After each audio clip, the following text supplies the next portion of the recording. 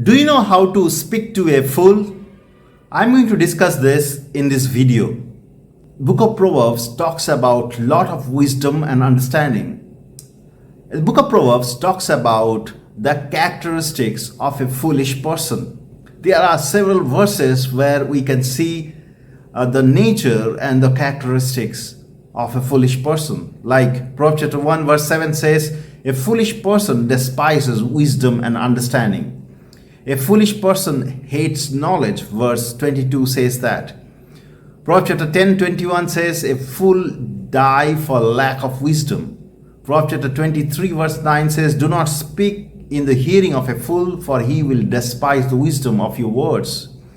So there are many verses in the book of Proverbs where we can see the characteristics or the nature of a foolish person and how to deal with a foolish person.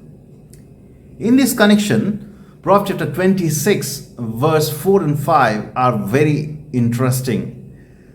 Proverbs chapter 26 verse 4 and 5 talks about how you can deal with a foolish person in different circumstances. Proverbs chapter 26 verse 4 and 5. Verse 4, do not answer a fool according to his folly, lest you also be like him. Verse 5, answer a fool according to his folly, lest he be wise in his own eyes. Apparently, it seems these two verses are contradictory to each other. They are against each other. They are speaking against each other. But that is not true. These verses are complementary to each other. These verses are telling in two different circumstances how you can deal with a foolish person. These two verses are telling us in two different circumstances how you can deal with a foolish person.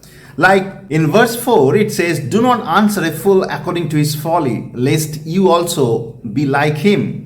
This verse tells you not to reply a fool according to his foolish statement or understanding. However, if you do that, you fall in his trap. You answer him according to his folly.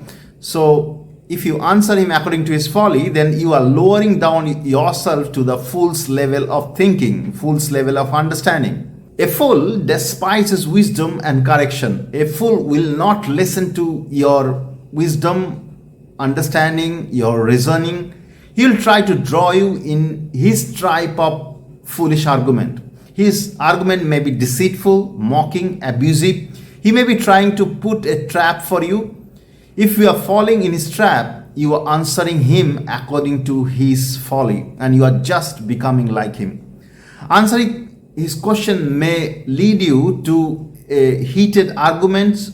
The foolish person, because of his foolishness, will not listen to any reasoning. So you will be wasting your time and you will be harming your own reputation if you are answering to the foolish person. So in some situation, you need to be just keep quiet. You don't need to respond to a foolish person. You don't need to answer him according to his folly.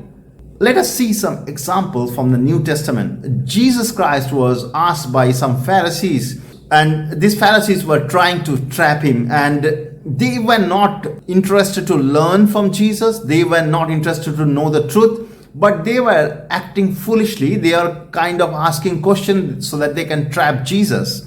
But Jesus did not answer their questions. He did not answer their questions directly.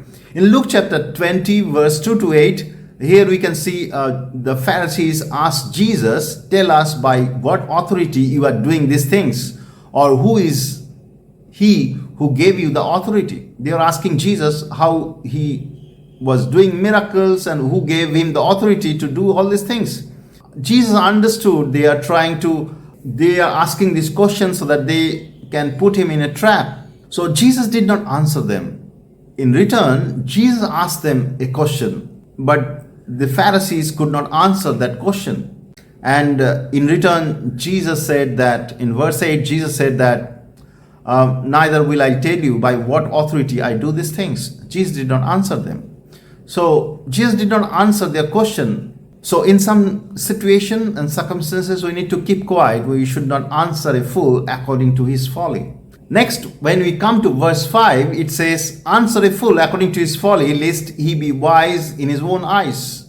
So here it is saying that sometimes you need to answer a fool according to his foolish standards, so that you can help him to understand his foolishness. Sometimes when you are talking to a fool and the foolish person is keeping his foolish arguments, foolish understanding, to diffuse his arguments, to show him a mirror, you need to use some humorous arguments so that your argument can help the fool understand his foolishness.